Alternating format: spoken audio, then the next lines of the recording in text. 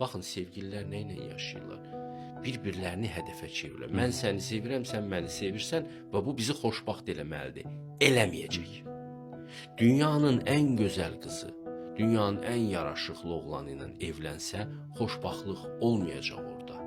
Orada xoşbaxtlıq yalnız bir şərtlə ola bilər ki, o iki insan ikisi də Allah axtarırlar. Allaha ibadət edirlər, qulluq edirlər. Hədəf özlərində deyil, başqasındadır. Və ona görə sevgililər bir-birini Allahlaşdıranda, bütə çevirəndə, burada mütləq fiyasko olur. Mütləq. Dünyadakı heç nəyi hədəfə çevirə bilməzsən. Sənin əsas hədəfin Allahdır. Bir gün anlayacaqsan bunu. Sən ancaq Allahı hədəf eləyib yaşaya bilərsən və bu yanlış olmayacaq.